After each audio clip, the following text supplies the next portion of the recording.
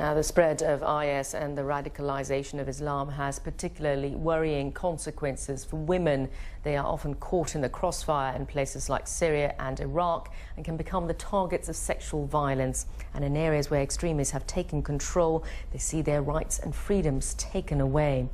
Well, activist Alaa Murabit, who heads the Voice of Libyan Women, joins me now in the studio. Welcome to the programme. Now, how have organisations like IS and the situation now in the Middle East made things far worse for women?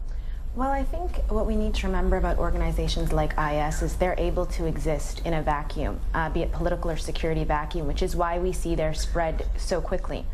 And because of that vacuum and because there is no control over the organization, they are then able to influence the rights of civilians. And they tend to target women more because that is part of their propaganda. Right. Now, unfortunately, what we find is that because there is no factor to limit this, women's rights get taken away quite quickly in an increasingly insecure environment. Now, you also say that religion has much to do with this, that Islam is being misused and manipulated against women. So what is your organization doing to try to change this? Well, through our research, we found that over the past 4 years, we found that many of the foundational aspects which take away women's rights are actually based on a manipulation and misuse of religion by factions which know that this is a way to gain power. And so our organization has something called the Noor campaign, which utilizes verses from the Quran and from the Prophet's saying, which then illuminate really the role and the rights of women through Islam, and in an attempt to take away the power from those certain factions. Right.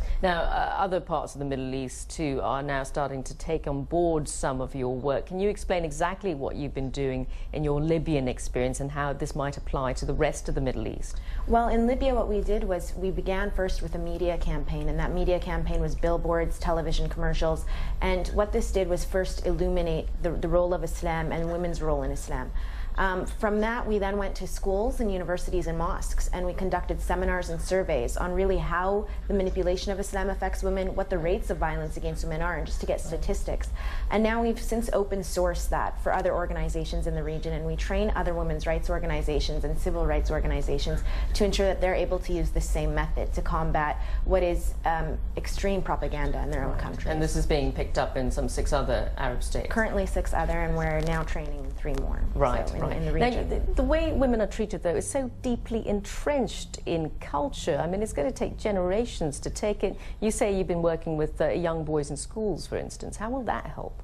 Well, the reason that our organization has focused so heavily both on young boys and young girls is because we feel that both are instrumental to the change. We cannot expect that this is going to take a year or 2 years or 3 years. As I said, this is ingrained not only in the culture, it's ingrained in, and very heavily ingrained in tradition, and it's also due to the regional instability in the area. And so what we need to do is first we need to address how we can get women involved on a local level, but also we need to be changing from the top up and the bottom down the role of women. Now, you're speaking today, I believe, at an event for United Nations women here in Singapore. What will you be speaking about specifically to the audience? What kind of questions do you expect from them? Well, I will be focusing mainly on the role of education.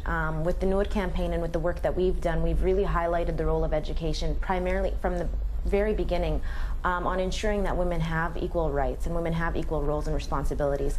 And this is primarily important in terms of Libya and in post-conflict states where there's conflict management and there's conflict resolution and peace building, and really ensuring that they're part of that role. Right. Now, we know that, of course, violence continues to increase in places like Syria, Iraq, for instance. Lots of worries about IS. I mean, just in your experience, how do you think an organization like that needs to be dealt with? As I said, I honestly think you need to go to the foundation of why the organization was able to prosper, and that's really just the fact that there is a political and security vacuum. I mean, we have extremism around the world, and the reason that it thrives currently in the Middle East is because they don't have any opposing factors. They don't have a government to limit them. They don't have armies attacking them. And so I do think that we need to be able to create further democratic stability, and the only way you can do that is through inclusive processes, which include women. All right. Thank you so much for your insight there. Alaa Murabit there, the Voice of Libyan Women.